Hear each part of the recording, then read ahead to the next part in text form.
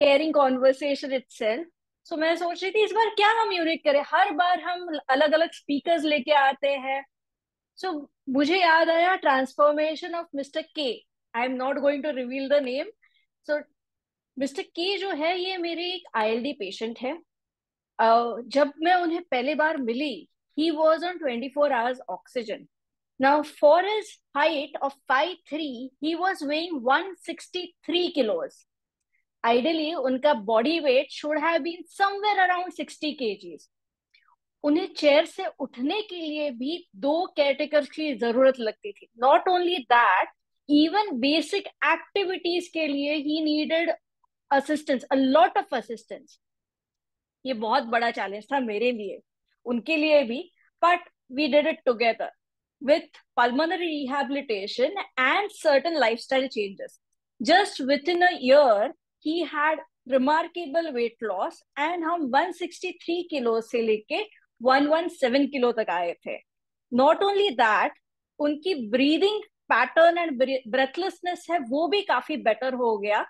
Along with that उनका oxygen oxygen जो requirement है, ऑक्सीजन डिपेंडेंसी है, that also reduce drastically.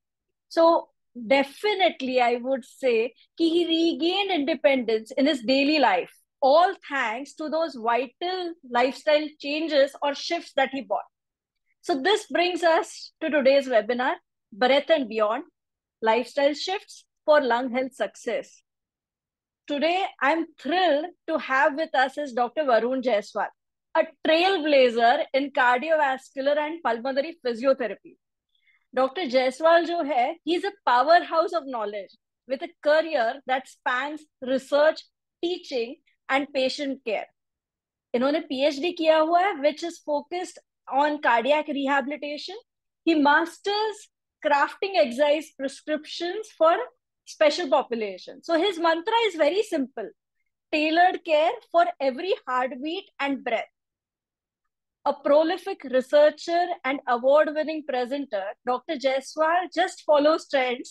Not only just follows trends, but he practices as what he preaches also. His recent accolade, the Scientifica Star Award 2023, proves that his work is not just impactful, but also groundbreaking. Currently, he's shaping the minds of future physiotherapists at Myers Physiotherapy College and MIBR Medical College. So, Dr. Jaiswal is also a sought out speaker known for his engaging workshops and seminars and webinars also. His teaching philosophy is to empower with knowledge, inspire through action. And I've seen that in his on his social media quite a lot, the way that he works out himself. So I thought who better would be for us to guide on health, lifestyle shifts that not only revolutionize lung health but makes breathing much better. So let's dive in with Dr. Jaiswal today, whose mission is very clear: better lungs and better life. Dr. Jaiswal, all over to you now. Just give me a minute so I can spotlight you. Thank So you warm doctor welcome to you. भाई, thank you so much. बहुत बहुत धन्यवाद। और the pulmonary rehab team, caring conversation, doctor Mohini, thank you so much. And a very belated happy Diwali to all the participants. And so जैसे कि doctor Mrinmoy ने अभी एक बहुत ही इंस्पायरिंग स्टोरी बताया मिस्टर के का, कि जिनका weight was around 160 kgs and he was battling with, लड़ रहे थे आईएलडी के डिजीज से, यानी इंटरस्टिशियल लंग डिजीज, जो कि एक बहुत डिफिकल्ट डिजीज होती है एक प्रैक्टिशनर के लिए और एक इंडिविजुअल के लिए भी, उससे बैटल करना या उससे लड़ना।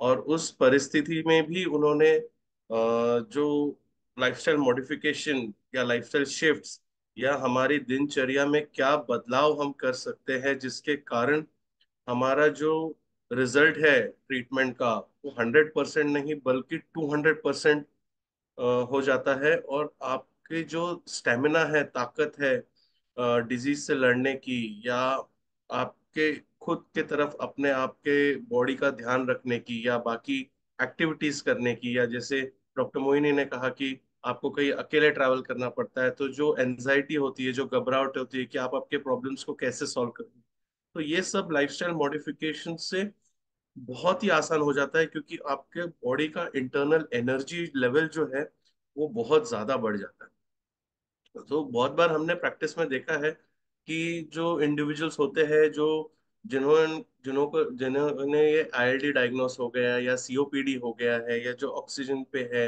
या कोई सर्जरी प्लान आउट है, वो सिर्फ मेडिकल ट्रीटमेंट लेकर थोड़ा सा पल्मोनरी रिहैब कोर्स खत्म करके देन दे फॉरगेट इट, वो भूल जाते हैं। और उसका नतीजा ये होता है कि उनको रिपीटेड हॉस्पिटल एडमिशंस का सामना करना पड़ता है। और ये काफी रिसर्चेस में ये प्रूव हो चुका है कि जितने बार आप हॉस्पिटल में एडमिट होते हो, आपके एनर्जी लेवल्स कम होते हैं। तो अगर ये लाइफस्टाइल मॉडिफिकेशन जो हम आपको अभी बताने जा रहे हैं, अगर आप वो आपके दिनचर्या में लाओगे, या आपके रोजमर्रा की जिंदगी में यूज करोगे, या उसको फॉलो करोगे, तो आपका हॉस्पिटलाइजेशन जो है वो काफी हद तक कम हो जाएगा, आपके एनर्जी लेवल्स बढ़ जाएंगे, और आपका जो हेल्थ केयर कॉस्ट है, जो साल में या महीने में आपका जो खर्चा होता है आपके हेल्थ पे, वो काफी कम होगा। ये काफी रिसर्चेस में, अच्छी बड़ी बड़ी जर्नल्स, इंटरनेशनल जर्नल्स में ये प्रूव हो चुका है कि हेल्थ केयर कॉस्ट, यानी खर्चा आपके जो बीमारियों पे, या आपके ऊपर जो दवाइयों का खर्चा होता है, या हॉस्पिटलाइजेशन का खर्चा होता है, अभी आप सब जानते हैं कि एक बार अगर हम हॉस्पिटल विजिट करते हैं तो कितना खर्चा। तो ये छोटे से चेंजेस अगर आप हम करेंगे, तो उससे डेफिनेटली आपको बहुत ज़्यादा फायदा मिलेगा। तो मैं मेरा स्क्रीन शेयर करता हूँ। एक बार मेरा प्रेजेंटेशन हो जाएगा तो हम we are up for question and answers. So I will request you, और अगर आपको बीच में इस दौरान कुछ क्वेश्चन पूछने हैं, आप चैट बॉक्स में डालिएगा। If yes there yes, are any time. Yes any concerns, कुछ भी है, आप इमीडिएटली चैट बॉक्स में डालिएगा। And otherwise we will take the questions at the end. Okay. Yes. Yes so doctor Jaswal, it is visible. Yeah, perfect. Thank you so much. तो ये जो topic है, जैसा मृण्मयी ने कहा, डॉक्टर मृण्मयी ने, कि ब्रीदिंग एंड बियॉन्ड, सिर्फ ब्रीदिंग एक्सरसाइजेस या पल्मोनरी रिहैब करने से उसके बियॉन्ड भी कुछ है। सो उसके बियॉन्ड क्या है? ये हमारा लाइफस्टाइल शिफ्ट है for lung and health success. So success आपको लाइफस्टाइल शिफ्ट करने के बाद या उसके साथ ही मिलेगा। सिर्फ मेडिकेशंस या सिर्फ ऑक्सीजन के साथ ये थोड़ा सा इम्पॉसिबल है। सो फर्स्ट थिंग, व्हाई हम ये लाइफस्टाइल शिफ्ट्स क्यों करना चाहते हैं? हम्म, सबसे पहली चीज है कि अगर आप ये हेल्दी लाइफस्टाइल फॉलो करोगे, तो आपके जो सिम्टम्स हैं ब्रीदिंग के, या आपके डिजीज के, जैसे सीओपीडी हो गया, एस्थमा हो गया, आईएलडी हो गया, हाँ, फॉर वो काफी कम हो जाएंगे। तो that is the first benefit. Second benefit, repeatedly आपको जो हॉस्पिटल विजिट्स होते हैं, जैसे मैंने कहा, वो कम हो जाएगी। एंड आपका जो स्टेमिना है, एनर्जी है, वो काफी हद तक बढ़ जाएगा। एंड आपका quality of life will improve. And this has been documented, मतलब ये काफी रिसर्चेस या जर्नल्स में पब्लिश हो चुका है, ये प्रूव हो चुका है कि आपका क्वालिटी ऑफ लाइफ बढ़ जाता है if you do all this changes. अगर आप ये सब चेंजेस करेंगे अपने लाइफ में, छोटी छोटी चेंजेस से, ज्यादा उसमें कुछ आपको रॉकेट साइंस नहीं है, it is very small changes जो आपको करनी है। ओके। So yes. सो सबसे पहले तो आपको आपके जनरल फिटनेस पे ध्यान देना है। जनरल फिटनेस, आपको ये बात लेके बिल्कुल नहीं बैठनी है अब मुझे लंग डिजीज हो चुकी है या हार्ट डिजीज हो चुकी है, अब मुझे सिर्फ मेरे लंग्स का ध्यान देना है या मेरे हार्ट का ध्यान, ऐसा नहीं है। पहले तो आपको overall general fitness is very important. तो उसके लिए आपको हेल्दी खाना है। हम सब जानते हैं बैलेंस डाइट है। और हेल्दी ईटिंग में आपको जो ये क्रैश डाइट से ये बिल्कुल नहीं करने हैं, जैसे इंटरमिटेंट फास्टिंग हो गया है, और कीटो डाइट है, ये हम बिल्कुल भी, कम से कम मैं तो बिल्कुल रिकमेंड नहीं करता हूँ, क्योंकि इससे लॉन्ग टर्म में आपके एनर्जी लेवल्स कम होते हैं। तो एक वेल बैलेंस्ड डाइट आप लीजिए, और उससे ही से आपका फिटनेस मेंटेन रहेगा।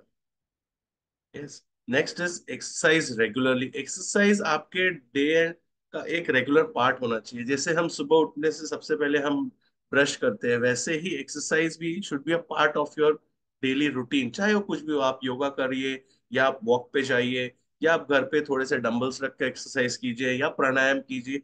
एनी पार्ट ऑफ एक्सरसाइज और एनी काइंड ऑफ एक्सरसाइज जो आपको पसंद है वो आप कर सकते हैं या करना ही चाहिए। And maintain lean body mass, ये मैंने रेड में इस बार क्यों रखा है, क्योंकि हम सिर्फ वेट लॉस पे कंसंट्रेट करते हैं। वेट लॉस का मतलब ये नहीं है कि हम सिर्फ अपने बॉडी का वजन कम कर ले, हमको आपका लीन बॉडी मास मतलब जो मसल का मास है वो बढ़ना चाहिए। अगर मसल मास मेंटेन्ड है तो डेफिनेटली आपके काफी प्रॉब्लम्स जो है वो अपने आप खत्म हो जाएंगे। और अगर आप सिर्फ वेट लॉस पे कंसंट्रेट करेंगे तो आपका मसल मास भी अगर कम हो गया तो काफी दिक्कतें आपके साथ फ्यूचर में आ सकती है। तो वेट लीन बॉडी मास कैसे मेंटेन करना है, healthy eating habits, exercise regularly, don't do crash dieting, crash dieting बिल्कुल मत कीजिए, इंटरमिटेंट फास्टिंग बिल्कुल मत कीजिए, कीटो डाइट नहीं कीजिए। अगर आपको करना है तो एक प्रोफेशनल डाइटिशियन से आप कंसल्ट कर कर, डॉक्टर मुन्मई से उनके क्लिनिक में कंसल्ट कर कर ही आप ये डाइटिंग आपका कर सकते हैं। अदरवाइज आप एक हेल्दी ईटिंग रूटीन मेंटेन कीजिए। और सबसे ज्यादा इंपॉर्टेंट है आपकी स्लीप को प्रायोरिटाइज करना। अगर आप हेल्दी खा रहे हैं, एक्सरसाइज रेगुलरली कर रहे हैं, आपका लीन बॉडी मास मेंटेन्ड है, लेकिन अगर आपका स्लीपिंग रूटीन जो है अगर वो प्रॉपर नहीं है तो इस सब चीजों का करके कोई मतलब नहीं है। स्लीप एक हेल्दी लाइफस्टाइल का बहुत बड़ा मेजर पार्ट है। अगर आप स्लीप को प्रायोरिटाइज नहीं कर रहे हैं, इसके ऊपर मैंने पूरा एक स्लाइड रखा है, मैं डिटेल में बताऊंगा। तो स्लीप को प्रायोरिटाइज करना, रात के समय आप जो टीवी देखते हैं 2-2 बजे तक, 1-1 बजे तक, 12 बजे तक, इनफैक्ट 11 बजे तक, उसको बंद करना होगा, मोबाइल को बंद करना होगा। और आप देखोगे कि आपके फिटनेस लेवल्स में कितना चेंज आता है, आपके एनर्जी लेवल्स में कितना चेंज आता है। Okay, so generalise fitness is the first part what जो हम सबको करना है हमारे लाइफस्टाइल शिफ्ट्स के लिए। सेकेंड थिंग जो लंग पेशेंट्स के लिए इंपॉर्टेंट है इज आपके जो ट्रिगर्स है जिससे आपको सिम्टम्स बढ़ जाते हैं, वो आइडेंटिफाई करना है। जैसे सबसे पहला और मोस्ट कॉमन है स्मोक। स्मोक किसी भी प्रकार का हो सकता है, आपके घर के किचन से भी आ सकता है, फॉर एग्जाम्पल जब हम तड़का लगाते हैं, या सिगरेट का स्मोक हो सकता है। फॉर दैट मैटर जो मस्किटो रिपेलेंट्स होते हैं ऑल आउट एंड ऑल, उसका भी स्मोक जो इनविजिबल है उसका भी स्मोक एक ट्रिगर का काम करता है। आपके हम सबको पेट्स बहुत पसंद है, लेकिन आपको ये ध्यान देना होगा अगर आपके पेट का फर आपको एलर्जिक, आप उससे अगर एलर्जिक हो तो आपको उसका खास ध्यान रखना पड़ेगा, उसकी प्रॉपर ग्रूमिंग करनी पड़ेगी। ओके, डस्टिंग रेगुलरली आप खुद ना करके किसी से करवा के लीजिए डस्टिंग। मोस्टली ये जो फैन में डस्ट होती है हमारे बेड के ऊपर, वो रात को सोने के समय हमें काफी तकलीफ देती है। हमारे ब्लैंकेट्स ब्लैंकेट्स हो गया, पिलो हो गया, बेड्स हो गया, उसमें डस्ट माइट्स होते हैं, तो उनका क्लीनिंग या वैक्यूम क्लीनिंग कराना बहुत ज्यादा जरूरी है। सेकेंड थिंग जो सेंटेड केमिकल्स होते हैं, जैसे परफ्यूम्स हो गया, डिओड्रेंट्स हो गया, टैल्कम पाउडर्स हो गया, तो ये हमको लगाना है तो एक तो नेचुरल फ्रेग्रेंस के लगाने हैं, या इनको लगाते समय अगर आपको लगाना है तो उस समय आप मास्क यूज कीजिए लगाते समय, क्योंकि ये सब जो स्ट्रॉन्ग केमिकल्स होते हैं ये ट्रिगर करते हैं आपके लंग्स को। और फिर वो लंग्स जो है उसको मेडिकल टर्मिनोलॉजी में या मेडिकल के लैंग्वेज में ब्रोंकोस्पाज्म बोलते हैं, या एक तरीके से सिकुड़ जाती है अंदर की मसल्स आपके लंग की। तो उसके कारण आपको कॉफ, आपका ऑक्सीजन लेवल्स कम हो जाना, तो आपका ऑक्सीजन रिक्वायरमेंट बढ़ जाएगा। तो ये सब चीजें आपको ध्यान रखना है कि जो भी स्ट्रॉन्ग स्मेल है, या इनफैक्ट आपके अगर पार्टनर यूज कर रहे हैं स्ट्रॉन्ग स्मेल के परफ्यूम्स बेडरूम के अंदर जो यूज करते हैं हम जनरली ड्रेसअप होते समय, अगर आप उस समय बेडरूम में है तो आपको तकलीफ हो सकती है, तो आप थोड़ा सा उसमें चेंजेस, या फिर आप बाहर चले जाइए उस समय जब वो यूज कर रहे हैं तो। ओके, तो स्ट्रॉन्ग स्मेल का एक बहुत बड़ा ट्रिगर है, डस्ट एक ट्रिगर है, फर एक ट्रिगर है, स्मोक एक ट्रिगर है। और स्मोक तो काफी और प्रकार के होते हैं, मैं और आगे बताऊंगा उसके बारे में। और अनप्रिस्क्राइब्ड होम रेमेडीज जो आप बहुत सारे पेशेंट्स करते हैं मेरे क्लिनिकल प्रैक्टिस में मैंने देखा है, जैसे विक्स यूज करना, बाम्स यूज करना नोज में, या उसका इनहेलेशन लेना उसको गर्म पानी में डालकर। अगर आपको वो सूट होता है, आपको लग रहा है कि उससे रिलीफ है, या आपको सिर्फ साइकोलॉजिकली लग रहा है उससे रिलीफ है, लेकिन अंदर आपके लंग्स में उससे, क्योंकि काफी समय ये जो मेडिसिन होते हैं इससे हमारा लंग एलर्जिक होता है, तो आपके डॉक्टर्स के एडवाइस से ही ये वेक्स बाम्स और एक्सेट्रा आप यूज कीजिए। हाँ, सेल्फ मेडिकेशन प्लीज प्लीज मत कीजिए। क्योंकि मैं, जैसे डॉक्टर मृण्मय ने एक एग्जांपल बताया, मैं भी मेरे एक पेशेंट का एग्जांपल देना चाहूंगा।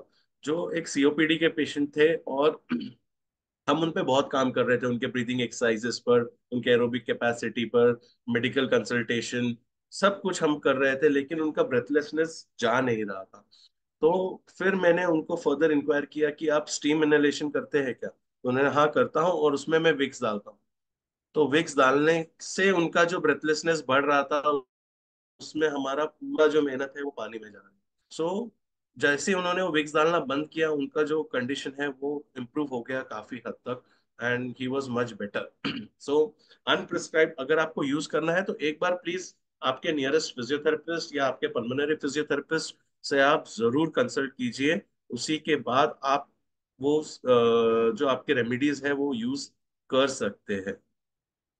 हाँ, जो मोस्ट इम्पॉर्टेंट, सबसे चीप और सबसे इफेक्टिव तरीका है आपके लंग कंडीशन से लड़ने का, वो है पानी। तो हमको हमेशा हाइड्रेटेड रहना है। एकदम से ज्यादा जैसे सोशल मीडिया पे रील्स या मैसेजेस फॉरवर्ड होते हैं कि आप इतना पानी पी लीजिए, उतना, ऐसा नहीं। आपको खुद मॉनिटर करना है कि आपके बॉडी को कितना पानी लगता है। जैसे तो ये ब्लैंकेट रूल है 8 to 10 ग्लासेस, बट ऐसा नहीं है कि सभी ने 8 to 10 ग्लासेस पीने हैं। आप खुद मॉनिटर कीजिए कि आपको कितना प्यास लग रहा है, कितना पानी पीने से आपको प्यास कम ज्यादा लग रहा है, आपके एक्टिविटी लेवल्स कितने हैं, टेम्परेचर कितना है, क्लाइमेट कैसा है, उसे वो सबको देख के आपका वाटर इनटेक आपको खुद डिसाइड करना है। अगर आपके मुंह आपको सूखा लग रहा है या feeling dry in your mouth, then definitely आपके लंग्स भी ड्राई है। तो जो ड्राई लंग होते हैं अंदर, जिनमें हाइड्रेशन या पानी की कमी हो जाती है, उसमें काफी जल्दी कॉफ या काफी ज्यादा लंग्स इरिटेट हो जाते हैं, जिससे हमें बहुत तकलीफ होती है। ओके, सो स्टेइंग हाइड्रेशन हाइड्रेटेड या proper water intake is very very important. जिससे अगर आपको ब्रेथलेसनेस की तकलीफ है या आपको कॉफ की तकलीफ है, तो डेफिनेटली आपको उससे राहत मिलेंगी, अगर आप आपका वाटर इनटेक प्रॉपरली रेगुलेट करते हैं। ओके, देन स्टीम इनहेलेशन एक मैजिक है। बहुत बहुत से पेशेंट्स को बहुत फायदा मिलता है, प्रोवाइडेड आप उसमें कुछ ऐड ना करें। सिर्फ प्लेन स्टीम इनहेलेशन लीजिए। अगर आपके डॉक्टर ने प्रिस्क्राइब किया है कि आपको कुछ ऐड करना है, तो आप जरूर उसे लीजिए। बट अगर प्रिस्क्राइब नहीं किया है, तो प्लीज कुछ उसमें ऐड कीजिए। सिंपल स्टीम इनहेलेशन स्टीमर्स हमें मिलते हैं मार्केट में, जो आप ले सकते हैं, और उससे स्टीम इनहेलेशन दिन में 2 बार भी आप ले सकते हो, जिससे आपके लंग्स जो है प्रॉपरली हाइड्रेटेड रहेंगे, और आपका जो कॉफ है वो कम होगा। आईएलडी पेशेंट्स का कॉफ जो कंट्रोल नहीं होता है, स्टीम इनहेलेशन से काफी हद तक कंट्रोल हो सकता है। ओके, और COPD patient, asthma patient particularly, जिनका अगर लंग्स ड्राई हो जाए तो बहुत ज्यादा परेशानी उनको होती है, तो steam inhalation is very important. हाँ, तो अब यहाँ आते हैं कि हमको हमारे लंग्स का ध्यान कैसे रखना है। सबसे पहली चीज तो एडुकेट एक्सपोजर। मैं इसमें बहुत बिलीव करता हूँ कि सनलाइट का एक्सपोजर बहुत जरूरी है। आज मैं हो जाऊँ या कोई भी हो, हमारा सनलाइट का एक्सपोजर बहुत ज्यादा कम हो चुका है। जिसके अभी कोविड में भी हमने देखा कि विटामिन डी लेवल्स बहुत कम हो गए थे, जिसके कारण लंग की इम्यूनिटी बहुत ज्यादा कम हो जाती है। तो विटामिन डी के लिए आपको सुबह या शाम के समय sunlight exposure is must. It is, there is no negotiation in sunlight exposure. Okay, that is one. वो आपका विटामिन डी लेवल्स को मेंटेन करेगा, और आपका इम्यूनिटी लेवल्स को भी मेंटेन करेगा। सेकेंड थिंग आपको ध्यान रखना है कि आपके किचन में जब तड़का लग रहा है या कुछ चीज ऐसी कुक हो रही है, एग्जॉस्ट फैन भी अगर किचन में लगा हुआ, तो भी आपको थोड़े दूसरे रूम में या वेंटिलेटेड एरिया में जाके बैठ जाना है। ये ध्यान आपको खुद का रखना है, क्योंकि छोटे छोटे ट्रिगर से आपका लंग फंक्शन जो है वो डिटोरिएट होता है, खराब होता जाता है। रेगुलरली आपके पिलोज आप चेंज कर सकते हैं, या उसको वैक्यूम कर सकते हैं। ये बहुत ज्यादा जरूरी है, क्योंकि उसमें जो डस्ट माइट्स या मोल्ड्स जिसे हम बोलते हैं, जैसे मुंबई में या जहाँ पर ज्यादा बारिश होती है, वहां पर उसके अंदर एक फंगस मोल्ड उसके अंदर पैदा हो जाते हैं, और वो ही हम इनहेल करते हैं रात भर, और सुबह हम ब्रेथलेस उठते हैं। बहुत डिफिकल्ट सिचुएशन हो जाती है ये मैनेज करना ड्यूरिंग द रेनी सीजन। तो उसको वैक्यूम क्लीनिंग या रेगुलर पिलो कवर्स चेंज या उसको सनलाइट में रखना या उसको चेंज कर देना, ये सब आपको खास ध्यान रखना पड़ेगा। और जो बहुत सारी चीजें हम मिस आउट करते हैं, बहुत सारे पेशेंट्स को मैंने देखा है कि वो हाईवे पे, पेशेंट्स भी नहीं, एक नॉर्मल इंडिविजुअल्स भी हाईवे पे जाते हैं वॉक करने के लिए, रात के समय, दिन के समय, मॉर्निंग के समय। उन्हें लगता है कि हाईवे पे फ्रेश एयर मिलेगी, लेकिन ये जो अभी आजकल इतना ट्रैफिक बढ़ चुका है, ये टायर्स के ब्रेक लगने से या टायर्स के रोड के फ्रिक्शन होने से जो टायर्स के पार्टिकल्स निकलते हैं, वो ब्रीदेबल पार्टिकल्स होते हैं। इवन स्टील के पार्टिकल जो ब्रेक लगने से निकलते हैं वो ब्रीदेबल होते हैं। और सो ये बहुत ज्यादा तकलीफ पैदा कर सकते हैं या करते हैं। हम ये बात को रियलाइज करते नहीं है, हमको लगता है कि कुछ और रीजन होगा। तो हाईवे एक्सरसाइजेस, एक्सरसाइज हमेशा ऐसी जगह कीजिए, मे बी इन गार्डन या आपके घर की बालकनी या आपके रूम में कीजिए या टेरेस पे कीजिए, जहां पर आपको जो पोल्यूशन है सॉरी वो मिनिमल हो। तो ये चीजों का ध्यान रखना बहुत जरूरी है। अगर आप कहीं आउटडोर में जाते हैं तो एयर क्वालिटी इंडेक्स जरूर से आप चेक कीजिए आपके मोबाइल में। आजकल हर मोबाइल में आप गूगल पे सर्च कर सकते हैं एयर क्वालिटी इंडेक्स आपके एरिया का। तो जो एयर क्वालिटी इंडेक्स है वो 100 के अंदर ही होना चाहिए। अगर it is more than 100, then unhealthy, और for sensitive groups, okay, it is very unhealthy. Okay, so less than 100। वैसे तो आजकल काफी एयर क्वालिटी इंडेक्स खराब हो चुका है बड़ी सिटीज का, इनफैक्ट हर सिटीज का मैं तो कहूंगा।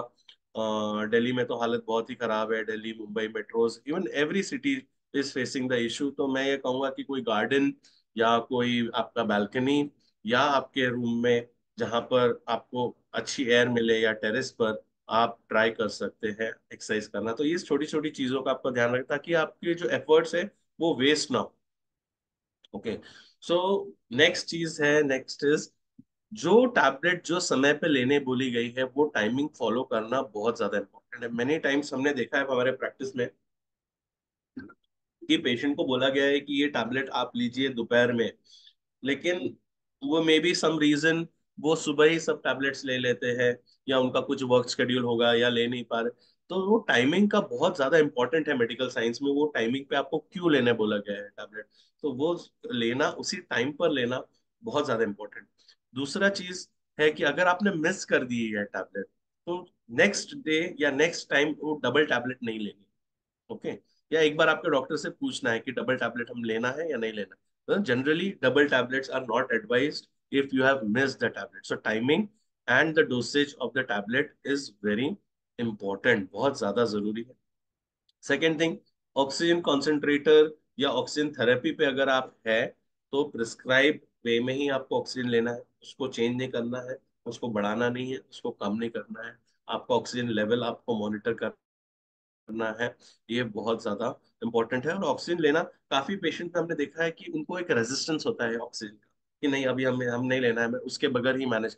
ऐसा नहीं है, आपके साथ नहीं रहेगा। जैसे अभी डॉक्टर मुंबई ने बताया कि ऑक्सीजन लेवल जो डिपेंडेंसी थी मिस्टर के की वो कम हो गई। ऐसे काफी पेशेंट्स हैं जो ऑफ ऑक्सीजन भी चले जाते हैं। तो it is for that limited period of time जो आपको ऑक्सीजन लेना है। और ये सब लाइफस्टाइल मॉडिफिकेशन अगर आप करोगे तो डेफिनेटली उसका आपका डिपेंडेंसी कम हो जाएगा। रेगुलर चेकअप्स, ऐसा नहीं है कि जब आपकी तबीयत खराब हो रही है तभी आप डॉक्टर के पास जाए। एक आप रूटीन बना लीजिए, 6 महीने में एक बार, 3 महीने में एक बार, या may be every month, depends, आप खुद उसको चूज कीजिए। या अगर आपके जो डॉक्टर ने रिकमेंड किया है तो चेकअप करवाना बहुत जरूरी है। कभी कभी एक बड़ी मुसीबत टल जाती है रेगुलर चेकअप से, कभी कभी नहीं, हर बार ही होता है। अगर आप रेगुलर चेकअप कराएंगे तो जो एक आने वाला बड़ा इवेंट है वो आपको पहले ही पता चल जाता है, आप प्रिपेयर हो जाते हो, डॉक्टर्स उसको रोक देते हैं। तो regular checkup is a must. Stop self medication. खुद ही आपको तबीयत खराब लग रही है, आपने खुद सॉरी टैबलेट्स ले ली तो उससे मैं ठीक हो जाऊंगा, ये एक मैं कहूँगा आंसर नहीं है। आपको आपके डॉक्टर को, जैसे अभी टेलीमेडिसिन की सुविधाएं उपलब्ध है,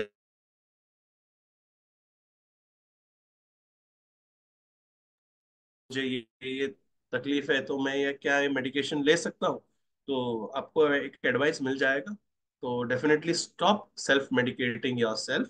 second, the next thing is vaccination. आपके जो भी रिकमेंडेड वैक्सीनेशन है वो लीजिए आपके नियरेस्ट फिजिशियन को। ये मैं बताऊंगा क्यों इंपॉर्टेंट। जैसे फॉर एग्जांपल फ्लू वैक्सीन, अगर आप फ्लू के लिए वैक्सीनेटेड नहीं है और आपको अगर फ्लू होता है तो वो फर्दर आपका लंग फंक्शन डिटोरिएट करता है, तो it's better you get vaccinated for flu, for pneumococcal vaccine, which ever आपके एज के हिसाब से जो भी रिकमेंडेड है वो वैक्सीन जरूर लीजिए, उसका फायदा आपको जरूर मिलेगा।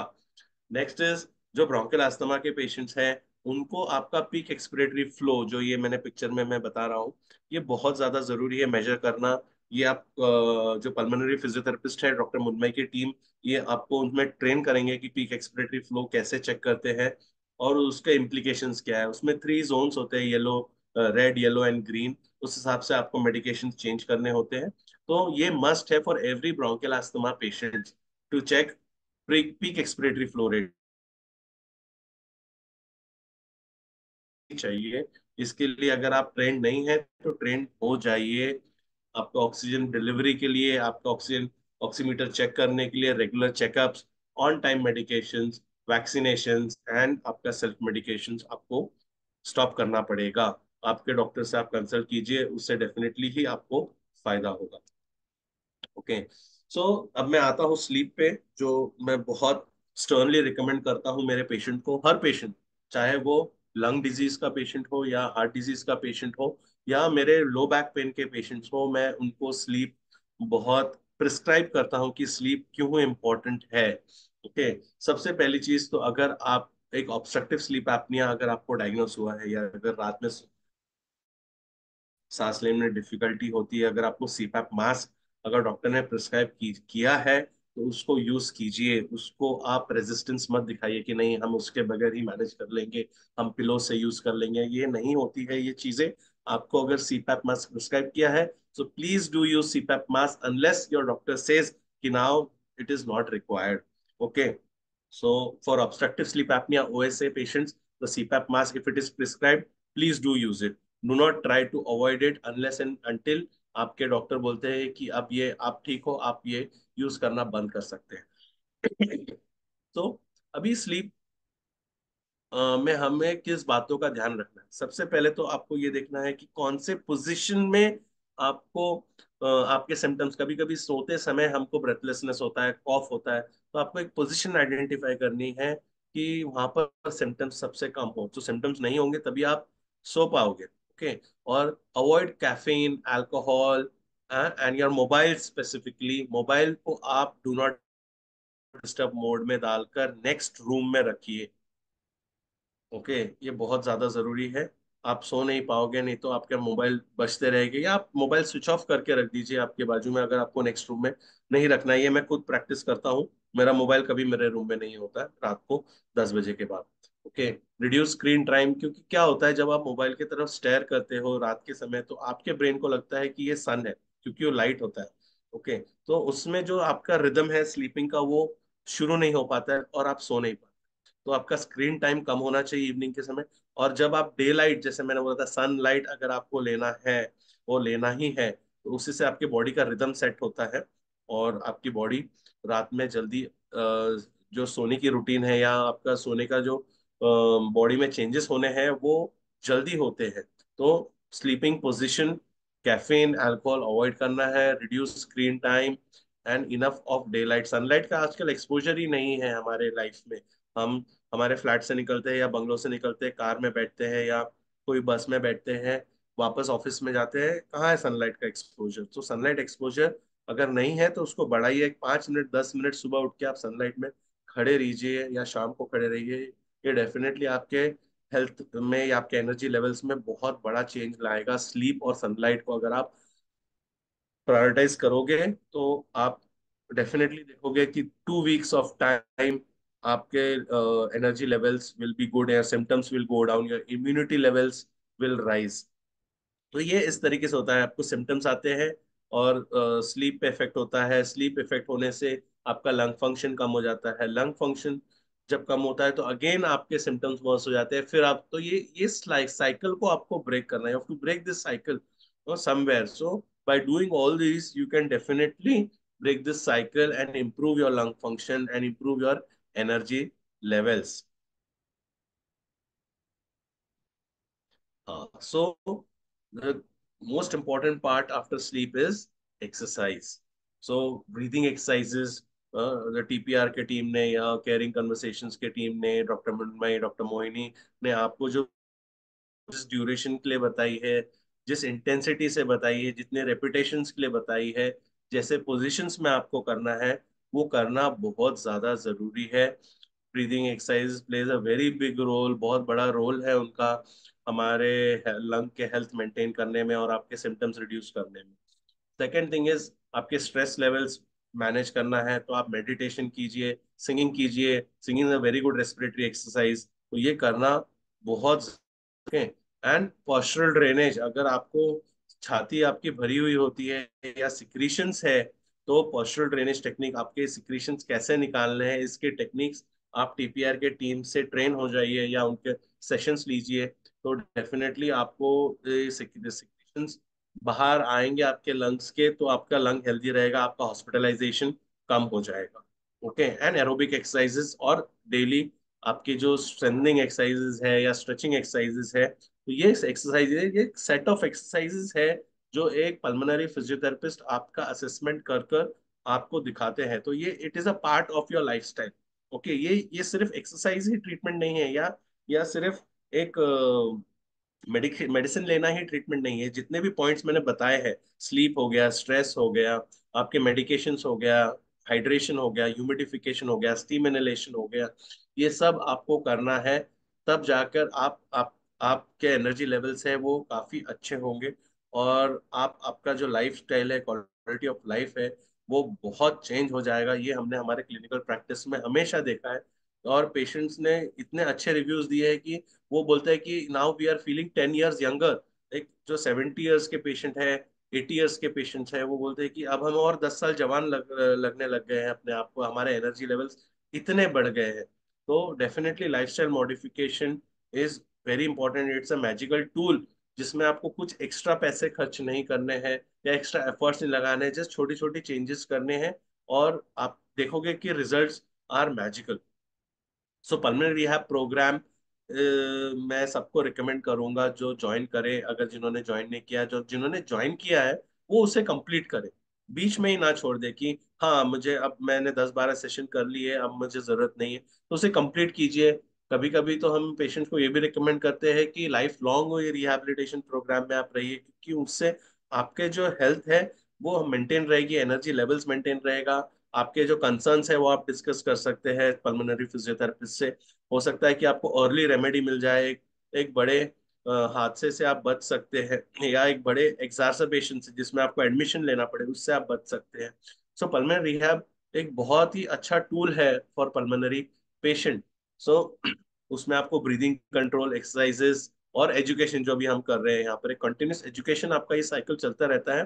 तो आपको जो helpless, you don't feel helpless कि अब मैं क्या करूं। ओके, सो पल्मोनरी रिहैब प्रोग्राम जिसमें एक्सरसाइजेस, डाइट, स्ट्रेंथ ट्रेनिंग, एक प्रकार से स्ट्रेंथ ट्रेनिंग मतलब जिम ट्रेनिंग आपको दी जाती है, medically supervise gym training, breathing exercises, आपको अगर ब्रेथलेसनेस अटैक में क्या करना है उसकी ट्रेनिंग दी जाती है। तो ये बहुत ज्यादा जरूरी है। आपका अगर जॉब है तो इन जॉब ट्रेनिंग आप कैसे उसको, जॉब में आपको ब्रेथलेसनेस आ गया है या बस में आपको ब्रेथलेस, तो आप क्या करना चाहिए, आपने क्या हैंडी रखना चाहिए, ये सब चीजों की ट्रेनिंग आपको पल्मोनरी रिहैब प्रोग्राम में दी जाती है। सो सबसे इम्पोर्टेंट मुद्दा है स्मोकिंग। कुकिंग मतलब उसका कोई दूसरा ऑल्टरनेटिव नहीं है। ये ऑल्टरनेटिव से मतलब ऐसा है कि आप या कोई भी ले लीजिए जो स्मोक करते हैं, may be packet a day, और वो बोलता है कि नहीं अभी मैं दो दो ही सिगरेट पीता हूँ, तो उससे कोई इफेक्ट नहीं कम होने वाला है। एक सिगरेट भी उतनी हानिकारक है और एक पैकेट सिगरेट भी उतना है। सो उससे उसको बंद कर देना ही बेटर है। अगर एक बार आपका डायग्नोसिस हो चुका है हार्ट डिजीज या लंग डिजीज का, तो यू हैव टू स्टॉप और क्विट स्मोकिंग। ओके, डायग्नोसिस क्या, उसके पहले ही मैं तो बोलूंगा आपके जो नियर एंड डियर है उनको भी बोलिए कि अगर जो स्मोक करते हैं तो उसको बंद कर दीजिए। और आजकल मैं देखा हूँ मैंने काफी पेशेंट्स ई सिगरेट जो पीते हैं, बोलते हैं कि हमने सिगरेट छोड़ दी, अब ई सिगरेट पे आ गए हैं हम। तो वो इक्वली बैड है, मैं तो बोलूंगा उससे भी ज्यादा बैड है। तो ई सिगरेट, तो आपको कोई भी प्रकार का स्मोक है वो बंद ही करना है। Okay, so quit quit quit quit smoking. आप खुद की एक स्मोकिंग डायरी आप रखिए, जिसमें आप नोट डाउन कीजिए कि कहाँ कहाँ आपको अर्ज होती है, और अर्ज होने से आपको क्या, कैसे को आप कंट्रोल नहीं कर पाए तो क्या रीजन। स्टॉप करना बंद कर दीजिए सिगरेट को। मोस्टली हम सिगरेट के पैकेट रखते हैं जेब में या घर पे, वो बंद कर दीजिए। तो इस ये सब स्ट्रैटेजी से डेफिनेटली आपका स्मोकिंग जो हैबिट है। So take home message.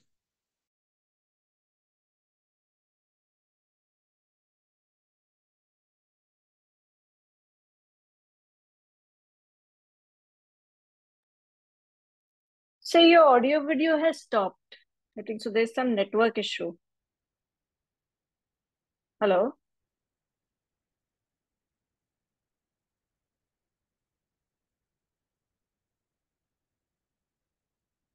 Dr. Mohini, can you hear me? Yes, Dr. Mrinmay, you're audible. I think Dr. Jaiswal's network has gone. No problem. Hello.